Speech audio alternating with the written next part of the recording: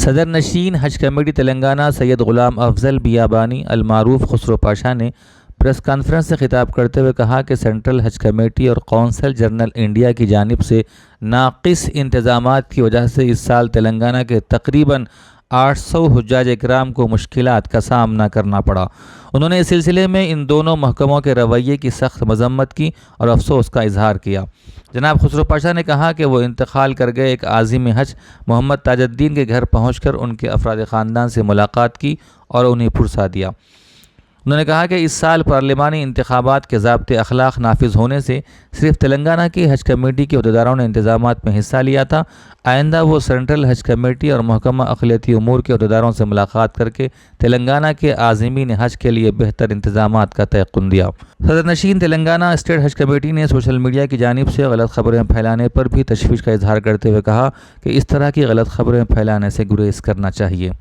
اس press conference میں executive officer شیخ لیاقت حسین، assistant executive officer Irfan شریف، اراکین حج committee محمد مجیب الدین، محمد لعیق اور کانگریس کے سینئر قائد عثمان محمد خان کے علاوہ دیگر موجود تھے۔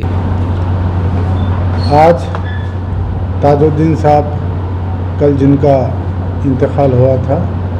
ان کے گھر پر جا کر ان کے اہل خاندان سے ملاقات کی حج کمیٹی کی جانب سے اور ان کو پرسا دیا گیا۔ میں ایک بات کی وضاحت کرنا چاہتا ہوں، ایک آدمی ایک حاجی جب یہاں سے حج کو نکلتا ہے تو اس کو ایک حج کرانے کے لیے کن کن محکموں کی ذمہ داری ہوتی ہے، عوام میں اس بات کی وضاحت ضروری ہے۔ ایک حج کمیٹی جو ہم یہاں پر ہیں، دوسرا منسٹری آف مائنارٹیز افیئرس جو نیو دلی، تیسرا سینٹرل حج کمیٹی، چوتھا قونصل جنرل آف انڈیا، یہ سب مل کر حج مشن بھی وہاں پر بنا ہے۔ تو وہاں کا بلڈنگ سلیکشن ہو، وہاں کا ٹریول ہو، وہاں کی جو بسیس ہوتے ہیں وہاں کا بلڈنگ سلیکشن ہوتا ہے، وہاں کی جو بھی انتظامات ہے وہ سینٹرل حج کمیٹی قونصل جنرل آف انڈیا وہاں پر کرتے ہیں۔ لوگوں میں غلط فہمی پہلے ہی جا رہی ہے، صرف تلنگانہ اسٹیٹ حج کمیٹی سارا نظام دیکھتی ہے، جو بالکل سراسر غلط ہے۔ وہاں کا نظام، جیسا کہ اس سے پہلے آپ نے دیکھا کہ سیوتی ایرانی جب گئی تھی مدینہ شریف کو گئی، مکہ شریف کو گئی، جا کے آنے کے بعد لوگ وہاں پر دھوئے تھے، یعنی وہ بلڈنگ سلیکشن کے لیے سیوتی ایرانی جب وہاں پر جو منسٹر تھی اس ٹائم پر انہوں نے جا کے بلڈنگ کا سلیکشن کیا تھا۔ اور ہمارے جو سی جی اے ہیں وہ ذمہ دار ہوتے ہیں، جو بھی عازمین حج کو جو تکلیف ہوئی ہے، جیسا کہ کل بسس کا لیٹ آنا، لوگوں کو دوسرے جگہ پر چھوڑ دینا، یہ تمام تر ذمہ داری سینٹرل حج کمیٹی اور سی جی اے کی ہوتی ہے، ان کو ذمہ داری قبول کرنی چاہیے۔ اور اس سال سینٹرل حج کمیٹی کا اور سی جی اے کا بدترین انتظام رہا، بہت سے حاجیوں کو اس میں تکلیف ہوئی۔ چلیے 200-400 500، ہم یہ نہیں چاہتے کہ کوئی جتنے حاجی ہندوستان سے 2 لاکھ سے زیادہ حجاج اکرام یہاں سے گئے ہیں سب کو سہولت پہنچے، لیکن بعض کو ہوتا ہے ہمارے 700-800 حجاج اکرام کو تکلیف ہوئی ہے، ہم اس کی مذمت کرتے ہیں اور انشاءاللہ تعالی آئندہ سال ہم سینٹرل حج کمیٹی سے پہلے ہی رجوع ہوں گے اور منسٹری آف مائنارٹی افیئر سے پہلے ہی گفتگو کریں گے کہ اس قسم کی تکالیف نہ ہو۔ الیکشن کوڈ ہونے کی وجہ سے اور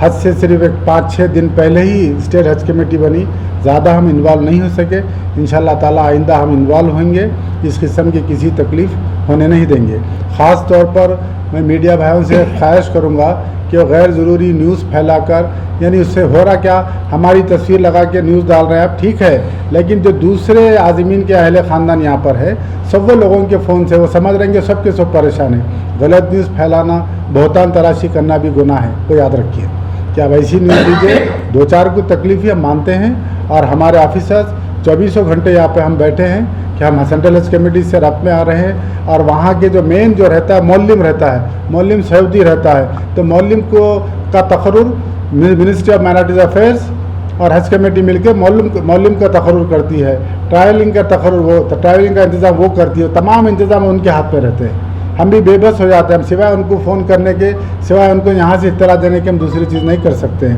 بہرحال آپ لوگوں سے خواہش ہے کہ عازمین کے جو رشتہ دار ہیں، ہزاروں کی تعداد سے یہاں سے گئے ہیں، ان کے اندر جو ہے بے چینی نہ پیدا کرے